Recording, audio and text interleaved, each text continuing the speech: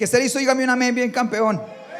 Bueno, la palabra de Dios dice en Juan capítulo 1 versículo 43 lo siguiente. Dice: al día siguiente Jesús decidió ir a Galilea y encontró a Felipe y le dijo: ven y sígueme. Felipe era de Betsaida, el pueblo natal de Andrés y Pedro.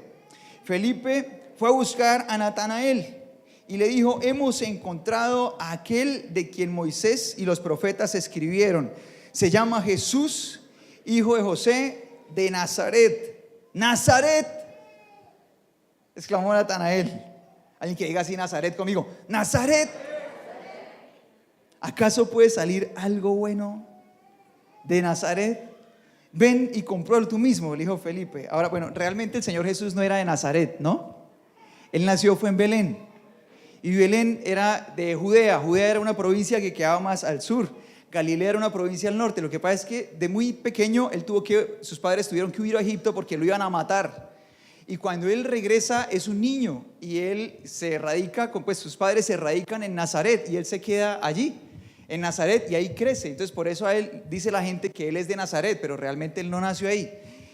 O sea, la gente que lo empezó a conocer en esa época. Y ahora, bueno, el Señor Jesús nació en Nazaret, que Nazaret para los galileos era una ciudad muy oscura, o sea, de baja estima, y tú te das cuenta que ahí Pedro, Andrés, Felipe, ellos también son galileos, también son galileos, pero para los galileos Nazaret es de poca estima, y para los judíos, los de Judea, Galilea es de poca estima. O sea, el Señor Jesús está allá como en el escalón de abajo. Y el Señor Jesús, como cualquier galileo, tenía un acento muy marcado. No sé si sabías eso, pero hoy te puedes ir a tu casa pensando cómo sonaría el Señor Jesús.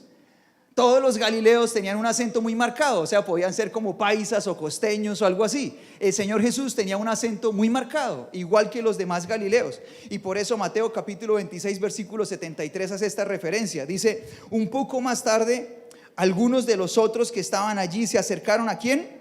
A Pedro, que era también galileo. Dice: y le dijeron: seguro tú eres uno de ellos. Nos damos cuenta, ¿por qué? Por el acento galileo que tienes. O sea, era como un paisa, como un costeño. Usted a kilómetros sabe que son costeños, que son paisas. Ahora, bueno, lo único que se nos pega a nosotros de nuestra cultura no es el acento. ¿Qué más se nos pega a nosotros del lugar donde nosotros crecemos? ¿Qué más se pega? La forma de alimentarnos, lo que nosotros comemos. El Señor Jesús, por ejemplo, uno lo encuentra él comiendo pescadito asado y pancito y eso. Si él hubiera sido socorrano, ¿qué comería? Mute mañana, ¿cierto? Mute. Y en diciembre tamal, ¿cierto? Tamal, comería tamal y chorizo y empanada, todo eso comería el Señor Jesús, ¿cierto que sí? También uno lo ve por ahí pasando de camino y se baja un higo. Acá que se baja una guayaba, ¿cierto? Una guayaba con panela y mandarina. Bueno, pero él era galileo, no era santanderiano. Ahora, nuestra manera de vestir, el Señor Jesús usaba túnicas. Pero pues obviamente si él hubiera sido socorrano de 2018, pues no se pondría túnicas, ¿no? Estaría pues a la moda. Nuestros gustos también se pegan. Nuestra manera de saludar, ¿cierto? Mano. ¿Cierto que sí? No todo el mundo dice mano. ¿Cierto? La manera de saludar, la forma de tratar a los demás, nuestros valores, los principios de vida de nuestra familia. O sea, de nuestro contexto sacamos un montón de cosas, incluso nuestra manera de ver a Dios. ¿Sí has pensado en eso? Que de pronto si tú hubieras nacido en otro país, tu concepto de niño de Dios hubiera sido muy diferente. ¿Sí has pensado en eso o no? De pronto hubieras nacido en un país donde ni siquiera hubieras oído de Jesús en toda tu vida a esta edad. O fuera por allá alguien súper lejano. Así que el contexto afecta realmente toda nuestra vida tan profundo como no nos imaginamos. Ahora mira lo que dice la primera carta a los Corintios capítulo 10 versículos del 1 al 5. Pablo le está escribiendo a la iglesia de Corinto y le escribe, vamos a leerlo juntos, listo, lee en voz alta con toda la actitud. Dice: amados hermanos, no quiero que se olviden de lo que les sucedió a nuestros antepasados hace mucho tiempo en el desierto. Todos fueron guiados por una nube que iba delante de ellos. Todos caminaron a través del mar sobre tierra seca. Todos ellos fueron bautizados en la nube y en el mar como seguidores de Moisés. ¿Tú recuerdas de lo que está hablando ahí? Dice: todos comieron el mismo alimento espiritual. todos bebieron de la misma agua espiritual, pues bebieron de la roca espiritual que viajaba con ellos, y esa roca era Cristo. Pero mira lo que dice el versículo 5: sin embargo, Dios no se agradó con la mayoría de ellos, y sus cuerpos fueron dispersados por el desierto. Estamos hablando de la generación que vivió el Éxodo. Si no te has leído Éxodo, por lo menos yo creo que te has visto alguna película de esas o algo, sabes, ¿verdad? Sabes de las 10 plagas de Egipto, sabes que el Señor con un hombre de 80 años logró liberar a un país de más o menos 2 millones de personas, de la nación más poderosa del mundo, sin ejército y sin armas, solamente con el poder de Dios, que vieron cómo se abría el mar, se partía en dos y salieron juntos. Por eso habla del bautismo de la nube y del mar, porque una nube también los guió por el desierto. Comieron maná que aparecía todas las mañanas milagrosamente sin saber de dónde salía, y así se alimentaron durante 40 años. Vieron esos milagros. Sin embargo, esta generación no conoció a Dios de verdad. Y esta generación no vivió el propósito que Dios tenía para sus vidas. Por eso el versículo 5 dice que sus cuerpos no alcanzaron la promesa, sino que se quedaron de camino. Ellos salieron de una tierra muy fructífera que era el delta del Nilo en Egipto, pero donde eran esclavos. Y la promesa era ir a una tierra muy fructífera donde iban a ser libres para siempre. Pero había una transición de un desierto y ellos no llegaron a la promesa, se quedaron en medio. Ahora dice la palabra de Dios, aquí en Corintios Pablo lo está resumiendo, pero cuando tú vas al contexto, tú te das cuenta que cuando ellos empezaron a enfrentar problemas en el desierto, el problema de ellos, dice Éxodo 33:5, es que era un pueblo terco y rebelde. Eran tercos y rebeldes, y que todo ese tiempo que estuvieron en Egipto y generación tras generación que estuvieron allí siendo esclavos, ellos desarrollaron una mentalidad a la que se aferraron aunque ellos iban para la promesa. Y cada vez que ellos tenían problemas, en lugar de anhelar buscar a Dios, su mente los llevaba a los pequeños momentos de felicidad que ellos tuvieron cuando eran esclavos. Así que la primera carta a los Corintios, en resumen, nos cuenta pequeñas cosas muy rápidas, pero que tú puedes leer más a fondo en el Antiguo Testamento. Y cuenta, por ejemplo, cómo cuando Moisés fue a encontrarse con Dios para recibir mandamientos y ellos sintieron que se demoraba mucho, ellos decidieron hacerse dioses. Entonces dijeron: reunamos todas las joyas, y las fundieron y se hicieron un becerro, una vaca. Se hicieron una vaca y dijeron: Israel, aquí están tus dioses que te sacaron de Egipto. Y todo el mundo empezó a adorar la vaca y empezó a emborracharse y a celebrar. ¡Hey! La vaca fue la que nos... Una vaca de oro. O sea, ¿cómo fue que ellos llegaron a hacer eso? ¿Cómo fue que en su mente se les ocurrió que esa vaca fundía sus propias joyas? Era el Dios que los sacó de Egipto.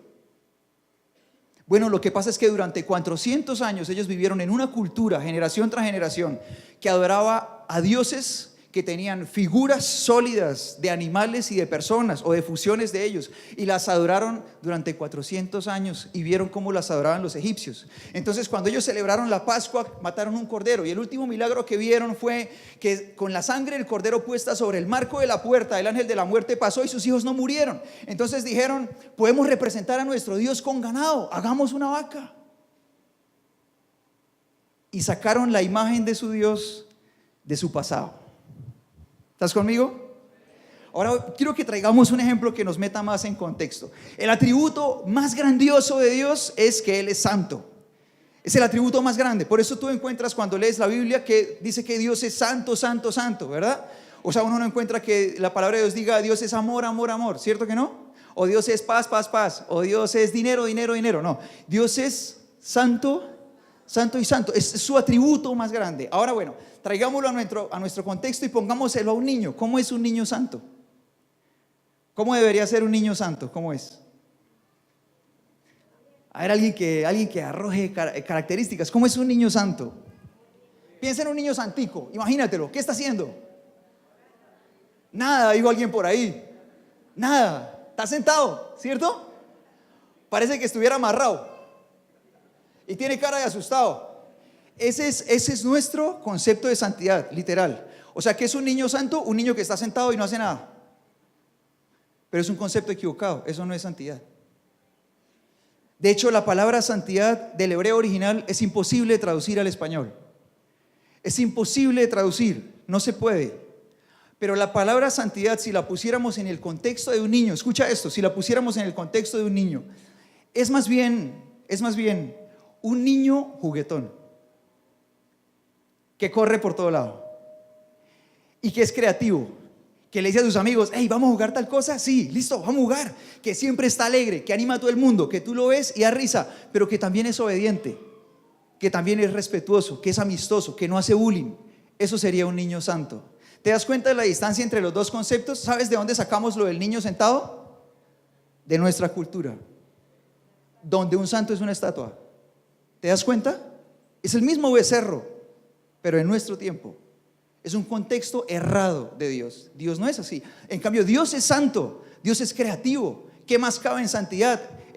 Creatividad y productividad a través de los talentos. O sea, un niño santo sería un niño que, sea el talento que sea que tenga, lo pone a producir. Sería un niño virtuoso en lo que sea que haga. De pronto juega fútbol, un gran futbolista. De pronto es músico, toca muy bien desde muy pequeño. De pronto sabe dibujar, dibuja muy bien desde pequeño. Eso sería un niño santo. Un niño al que le saben cultivar sus talentos. Ahora, imagínate la distancia que hay entre el concepto real de santidad y nuestro concepto de santidad, formado a partir de nuestra cultura colombiana. Ese era el de la cultura egipcia que ellos sacaron de allí. Ese es el de nuestra cultura colombiana. Ahora, bueno, ¿qué crees tú de nuestra cultura colombiana que podría ser un gran problema para nosotros a la hora de seguir a Dios? O sea, por ejemplo, uno piensa características negativas, no muchas tampoco para no darnos tan duro, ¿listo? Pero pensemos características negativas de nuestra cultura. Un colombiano es impuntual. Es la primera que tengo ahí. O sea, ¿te ganaste alguna chocolatina, alguna cosa? Ahorita miramos qué. Un colombiano es impuntual. Tristemente es una característica negativa que tenemos. ¿Y eso nos afecta? ¿Nos afecta nuestra relación con Dios? Por supuesto. Porque si uno no es capaz de cumplir una cita puntual donde hay gente que lo ve, imagínate donde hay nadie que lo vea. O sea, si uno llega tarde, por ejemplo, a una reunión donde se va a adorar a Dios y pasa por la pena de decirle al de logística: buenas noches, y son las 7:30 O sea, imagínate cuando es el tiempo de oración y no hay nadie que te vea sino Dios. Es un grave problema. O cuando hay una cita para leer la palabra de Dios y no hay nadie que te tome la lección, sino que necesita ser considerada alimento para que haya una cita oficial. Es un grave problema. ¿Qué otro problema tenemos como colombianos? ¿Qué otro problema? Un colombiano es... Voy a poner una que se me ocurrió. Son muchas, pero un colombiano es vivo. ¿Sí o no? Un colombiano es vivo, ¿cierto? Entonces llega aquí, va subiendo acá por toda la novena y viene para asambleas, y como es vivo, se come el pare, ¿cierto? Es vivo y se ahorra 3,5 cuadras de gasolina. Es vivo, ¿no? Entonces nosotros tenemos un concepto en el que el que es vivo, por ejemplo, si hace un negocio, si yo hago un negocio acá con el coordinador, si yo soy vivo, en el negocio no vamos por iguales en ganancias, sino que yo salgo más beneficiado. ¿Sí o no? ¿Cierto que sí? O sea, si yo hice un buen negocio, o sea, para yo decir que he hecho un buen negocio, quiere decir que este salió tumbado y que yo gane más. ¿Cierto que sí? Es cultural. Es cultural. Lo correcto es que yo dijera: hice un buen negocio porque ganó él y gané yo. Ganamos ambos, 50-50, y los dos fuimos beneficiados. Pero en nuestra cultura no. Nosotros tendemos a asociar lo bueno con la ganancia. ¿Y eso afecta nuestra relación con Dios o no? Por supuesto. Porque uno llega y dice: uy, estoy siendo bendecido, tengo plata, mi esposa no me ha regañado la última semana, estoy bien con Dios. Y eso es un grave error, porque la bendición no significa relación. La bendición no significa relación. De hecho, la palabra de Dios registra multitud de personas que recibieron milagros de Dios y no lo conocieron jamás. ¿Estás conmigo? En cambio, la palabra de Dios dice otra cosa muy diferente. Cuando Moisés habla con el Señor, dice Éxodo 33, 15 al 17, dice la palabra: pero Moisés le respondió: si tú mismo no vas a acompañarnos, no nos hagas salir de aquí. Porque si tú no nos acompañas, ¿de qué otra manera podrá saberse que tu pueblo y yo contamos con tu favor? Solo así tu pueblo y yo podremos distinguirnos de todos los otros pueblos de la tierra. Y dice el versículo 17: esto que has dicho también lo voy a hacer, porque tengo confianza en ti y te has ganado mi favor, afirmó el Señor. Y la palabra registra aquí algo clave, que el distintivo real de que uno es un hijo de Dios es su presencia. O sea, usted puede estar pelado, pero si usted tiene el Espíritu Santo, usted es un hijo de Dios. Date cuenta de la persona que le está diciendo esto a Dios. Era un príncipe. Bueno, ya no era un príncipe, pero durante 40 años él creció como un príncipe.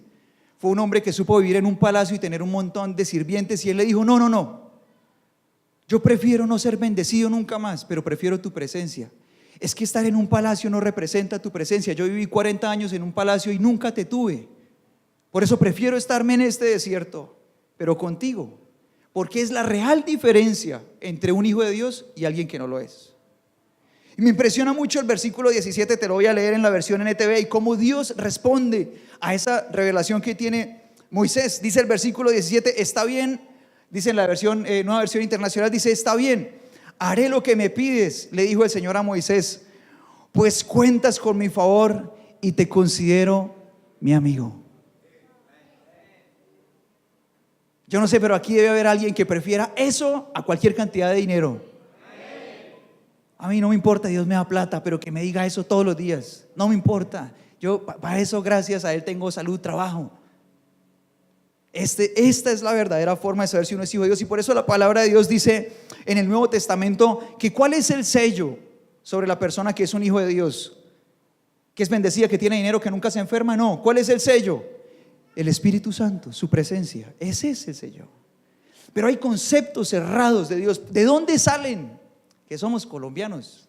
Y así con cada persona de cada país. Ellos, cuando salieron de Egipto, tenían sus conceptos cerrados. Ahora, cuando nosotros hablamos del lugar, de dónde venimos, hablamos de contexto. Y eso también implica nuestra familia, implica nuestros padres, nuestros hermanos.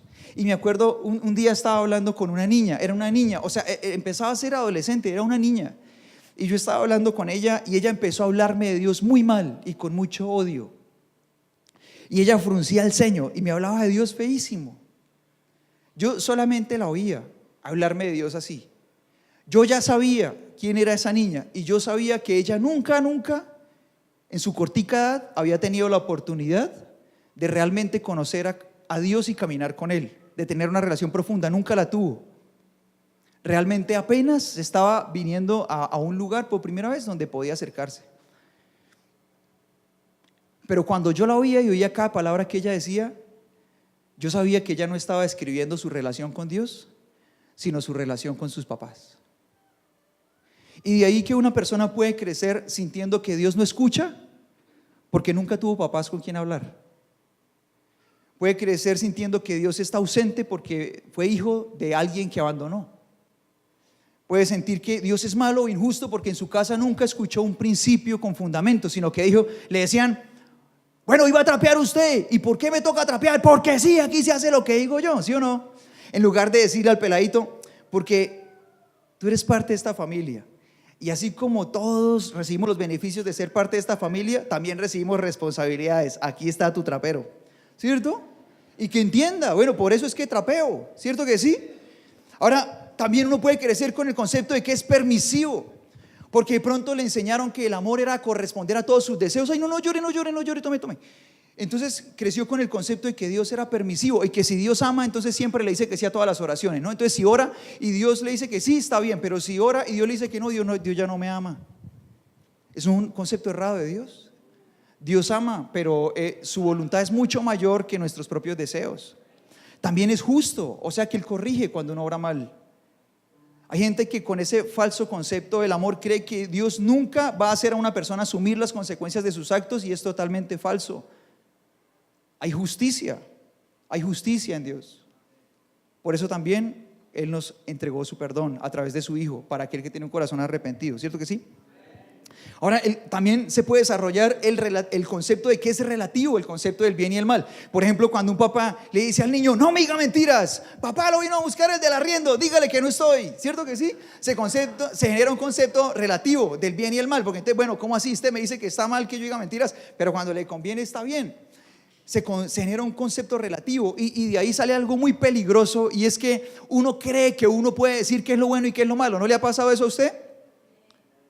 Pero resulta que todos los seres humanos somos egoístas, por decir una sola cosa. Y con base en eso, es imposible que alguien diga que sabe qué es lo bueno y qué es lo malo, con el solo hecho de reconocer que ha sentido egoísmo alguna vez. Es imposible decir que uno es justo. Por eso, el concepto correcto acerca del bien y del mal solamente lo tiene Dios.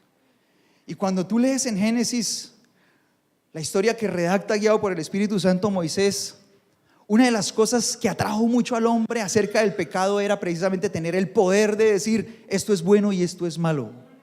Y ese poder es solo de Dios, ningún ser humano puede hacer eso. Así que lo que nos corresponde a nosotros es ser humildes y venir a Dios.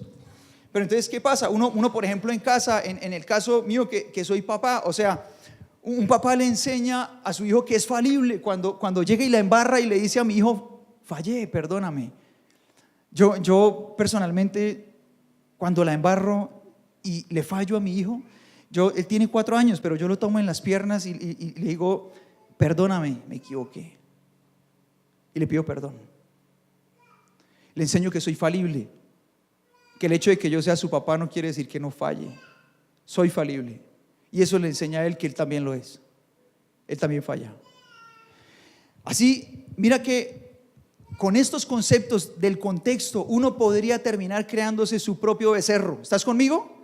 O sea, uno ir de viaje con Dios y recibir un poco de milagros, pero a la hora de la verdad, uno no tener una imagen real de quién es Dios, sino un becerro. Esta gente viajó y cuando tuvo problemas dijo, hagámonos a nuestro Dios que nos sacó de Egipto, y se hizo una vaca.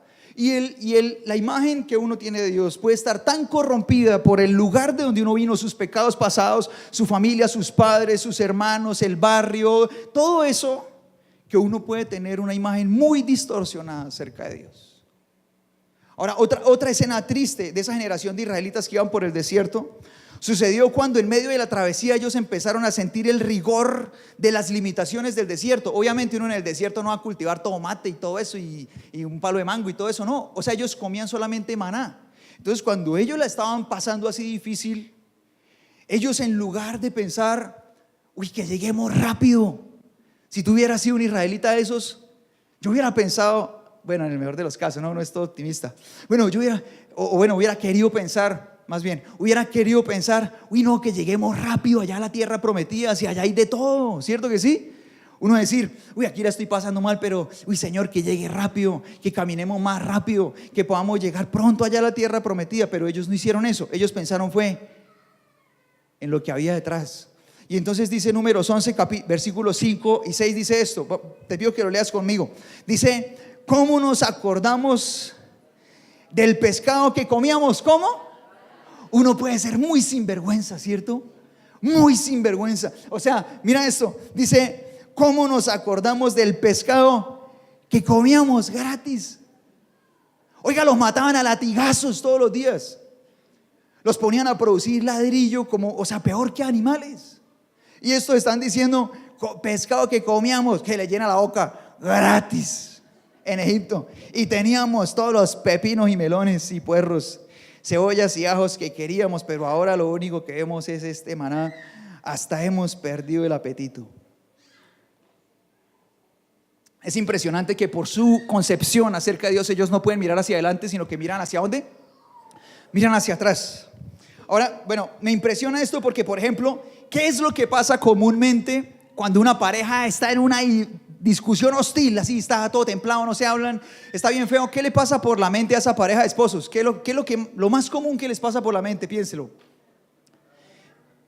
Piensan de pronto, voy a orar y voy a decirle a mi padre, Padre, revélame en qué he fallado, para pedirle perdón a mi esposa, a esa mujer, para que ella también pueda ver en qué falló y nos pidamos perdón.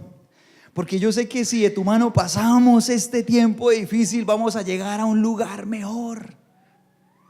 ¿Sí dicen eso? ¿Qué piensa uno? Me voy a divorciar. Tantas novias que tuve, ¿cómo vine a terminar acá con esta? Que no sé sino dar cantaleta. ¿Cierto que sí? Me voy a jugar fútbol con mis amigos. ¿Eso qué me va a aguantar acá esta mujer? Para eso trabajo, me voy a gastar allá la plata. en una canchita sintética, ¿sí o no? Que se la aguante acá a mis hijos, yo me voy a jugar fútbol con mis amigos, ¿cierto que sí? ¿No? Está bien. Algunos quedaron así criogenizados. Está bien, yo lo entiendo. Ahora te voy a compartir algo con lo que de pronto alguno se pueda identificar. Cuando yo me casé, hubo muchas cosas por limar con mi esposa. O sea, éramos cristianos y todo, pero ¿qué? O sea, yo me casé y uno piensa, no, eso todo va a salir súper bien, yo la conozco tanto. Y nos casamos y hubo cosas en que trabajar. ¿Por qué? Porque cada uno de nosotros llevaba una imagen clara, 100% aprobada por Icontec, de cómo debía funcionar la familia. Resultó que cuando nos casamos y llegamos al apartamento, cada uno llevaba su propio folder.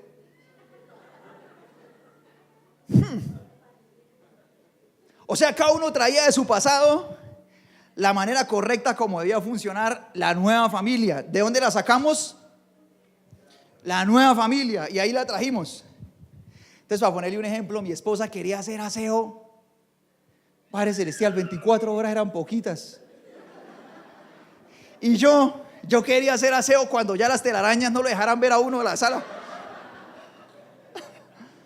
Uy, eso fue un chicharrón. O sea, imagine usted cómo une eso uno. Muy tenaz. Y fue complicado. Fue complicado. Hasta que empezamos a entender que era una nueva familia. Que no era el apartamento de un soltero viviendo con una chica, ni era el apartamento de una soltera viviendo con un chico, que tampoco era la casa de mis papás, ni la casa de los papás de ella, sino que era una nueva familia. Y que todo lo que íbamos a construir de la mano de Dios estaba hacia allá. Que había cosas lindas que habíamos aprendido en el pasado, pero que tenían que ser renovadas en nosotros, porque éramos una nueva familia. Y es así que tomamos todo lo bueno de lo que traía cada uno y empezamos a construir juntos. Y bueno, todo ha sido muy bonito. Todo ha sido muy bonito. Ahora quiero que mires esto, porque quiero que volvamos al Señor Jesús. ¿El Señor Jesús era qué? ¿De dónde era? Bueno, él nació en Belén, pero creció ¿en dónde? En Nazaret. Y Nazaret era de una región que se llamaba ¿cómo? Y los galileos tenían su acento, mano. Tenían su acento. O sea, el Señor Jesús tuvo su acento. El Señor Jesús usó túnicas. El Señor Jesús viajaba en barca y comía pescado asado y pan, todo como en la época. De hecho, 700 años antes de que él naciera se profetizó esto. Isaías desde antes fue usado por el Espíritu Santo para describir el lugar donde iba a nacer el Mesías. Y dice, vamos a leerlo juntos, dice Isaías 9 del 1 al 2, dice: sin embargo, ese tiempo de oscuridad y desesperación no durará para siempre. La tierra de Zabulón y de Neftalí será humillada, pero habrá un tiempo en el futuro cuando Galilea de los gentiles, que se encuentra junto al camino que va del Jordán al mar, será llena de gloria. Y el pueblo que camina en oscuridad, ¿qué pasa? Verá gran luz. O sea, esa actitud de menosprecio hacia Nazaret ya estaba profetizada 700 años antes. Dice, pero para aquellos que viven en tierra de densa oscuridad brillará una luz. El Señor Jesús nace en una familia que, aunque fue escogida por Dios, no deja de tener un montón de limitaciones. Él no fue hijo de unas personas de muchos recursos, pero sí fue hijo de gente fiel a Dios. Pero había limitaciones en casa, y cuando él empieza a predicar, mira lo que dice la palabra de Dios de él. Sus discípulos escriben, y los escritores que fueron usados por el Espíritu Santo para escribir el Nuevo Testamento, dice Mateo 13, 54 al 57. Ojalá que estés tomando nota, porque se te van a olvidar todas estas citas cuando salgas de acá. Mateo, ¿qué era? ¿Qué? Toma nota, toma nota. Mateo 13, 54 al 57 dice: regresó a Nazaret, su pueblo, cuando enseñó allí en la sinagoga. Todos quedaron asombrados y decían: ¿de dónde saca esa sabiduría y el poder para hacer milagros? Y se burlaban: ¿no es más que el hijo de quién? O sea, él no podía ser, porque él no era según su pasado.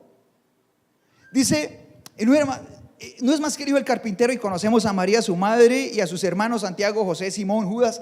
Todas sus hermanas viven aquí mismo entre nosotros. ¿Dónde aprendió todas esas cosas? Y se sentían profundamente, ¿qué cosa? ¿Cómo se sentían? Ya no las tienen ahí. Se sentían profundamente ofendidos y se negaron a creer en Él. Juan escribió esto de una vez que iban a capturar al Señor Jesús. Juan 7:45 dice: cuando los guardias del templo regresaron sin haber arrestado a Jesús, los principales sacerdotes y los fariseos le preguntaron: ¿por qué no lo trajeron? ¿Y qué dijeron? Jamás hemos oído a nadie hablar como Él. Dice Juan 8:46 que el Señor Jesús le dice a toda la gente que lo conoció desde que era un niño: ¿quién de ustedes puede con toda autoridad, con toda sinceridad, acusarme de pecado? Yo no podría decir eso en mi barrio. El Señor Jesús dice: ¿quién de ustedes puede con toda sinceridad acusarme de pecado? Y si les digo la verdad, ¿por qué entonces no me creen? Es impresionante porque Él no era cualquier Galileo. Su conducta era muy superior a su pasado. A pesar de que Él tenía acento de Galileo, se vestía como Galileo, comía como Galileo, viajaba como un Galileo, andaba con Galileo, su cultura no era la de un Galileo. Él demostró con sus acciones durante toda su vida que Él era de otra parte. Juan capítulo 1 versículo 14 dice, Juan escribe esto, dice: entonces la palabra se hizo hombre y vino a vivir entre nosotros. Estaba lleno de amor inagotable y de fidelidad. Y hemos visto su gloria, la gloria del único Hijo del Padre. Y dice también Juan capítulo 13, versículo del 3 al 5, dice: Jesús, que sabía que el Padre le había dado toda autoridad sobre todas las cosas y que había venido ¿de dónde? De Dios, y regresaría a Dios. Así que se levantó de la mesa y se quitó su manto y se ató una toalla en la cintura y echó agua en el recipiente, y luego comenzó a lavar los pies de sus discípulos y a secárselos con la toalla que tenía en la cintura. ¿Sabes lo descabellado que era esto? Era tan humillante hacer esto. Esto lo hacía el peor de los esclavos de cualquier casa adinerada. Por eso para Pablo era increíble que lo fuera a hacer. Era contracultura. Era en contra de todo lo que cualquier Galileo, judío, israelita hubiera podido considerar. Y el Señor Jesús por eso le dice: si no me dejas hacer esto, tú no haces parte de mi reino. Porque el Señor Jesús explica: en este mundo una persona es muy poderosa y reconocida cuando muchas personas le sirven, pero en el reino de Dios el más grande le sirve a todos. Y aprendemos cosas como perdonar, como pensar siempre en ir hacia adelante, como ser humildes, como ser obedientes, ser fieles. Todas esas cosas que hoy en día parecen un accesorio para la cultura y que eran como un accesorio para la misma cultura del Señor Jesús, aunque Él era israelita. Ahora, miren lo que dice el Señor Jesús a Pilato. Dice el Juan 18, versículo 36, dice: mi reino no es un reino terrenal. Te pido que lo leas conmigo. Dice: mi reino no es un reino terrenal. Si lo fuera, ¿qué pasaría? Mis seguidores lucharían para impedir que yo sea entregado a los líderes judíos, pero mi reino no es de este mundo. Dice en su oración por nosotros, dice en Juan 17, 14 a 16, dice: les he dado tu palabra, léelo conmigo. Dice: y el mundo los odia, porque ellos no pertenecen a este mundo, así como yo tampoco pertenezco a este mundo. No te pido que los quites del mundo, sino que los protejas del maligno. Al igual que yo, ellos no pertenecen a este mundo. Y mira lo impactante que es esto, porque alguien que cree ser cristiano puede ir en medio del viaje disfrutando milagros de Dios, escuchando prédicas cada tanto, pero nuestra cultura es la que realmente demuestra de dónde somos nosotros. Ellos demostraron en medio del desierto que ellos no eran hijos de Dios, que ellos eran egipcios con sangre judía, que eran igual que todos los demás y que nunca conocieron a Dios. Lo demostraron y murieron allí en el desierto. En cambio, el Señor Jesús, aunque vivió con personas de muy mala fama, estuvo con gente como nosotros, llena de pecado y de tantas cosas, con su cultura, Él demostró que Él era un hijo de Dios. Y cada hijo de Dios demuestra de dónde es, con su cultura. No es diciendo yo soy cristiano, no, es con su manera de vivir. Por eso Pedro escribe en su primera carta, en el versículo 18, capítulo 1, versículo 18, versículo 19, dice: pues ustedes saben que Dios pagó un rescate, ¿para qué? Para salvarlos de la vida vacía que heredaron de sus antepasados. No fue pagado ni con oro ni plata, los cuales pierden su valor, sino que fue con la preciosa sangre de Cristo, el Cordero de Dios, que no tiene pecado y que no tiene mancha. Y a mí me impresiona que cuando el Señor llama a Abraham, le dice: yo haré de ti una nación grande, te bendeciré, te haré famoso, serás bendición para otros. Pero antes de eso le dice: deja tu patria, deja tus parientes y a la familia de tu padre, y ve a la tierra que yo te mostraré. Y me impresiona mucho porque cuando la palabra de Dios dice en Hebreos que Abraham le creyó a Dios y le fue contado por justicia, dice así en la Reina Valera, no fue porque Abraham vino a la iglesia y dijo: amén, pastor. Fue porque cuando Dios le dijo: déjalo todo, deja tu tierra, deja lo que has aprendido. Abraham también era de un lugar muy idólatra, era de Ur de los Caldeos, que eran los lugares más paganos de la época. Y él le dice: deja tu parentela, deja todo eso que has aprendido durante toda tu vida y empieza de nuevo conmigo. La palabra no dice que él hubiera estado en una iglesia diciéndole amén a un pastor o algo así. Hoy tú lo estás, tienes ese privilegio. Él no lo tenía, él no podía congregarse ni nada de eso. Hoy nosotros lo tenemos. Pero cogió su maleta y empezó el viaje. Creo que es así como un cristiano puede verse de verdad. Ha tomado su maleta y ha empezado el viaje con Jesús. Por eso el Señor le dijo a Nicodemo: te digo la verdad, en Juan 3:3, a menos que nazcas de nuevo no puedes ver el reino de Dios. Necesitas una nueva cultura, no solo saber del reino de Dios, necesitas una nueva cultura.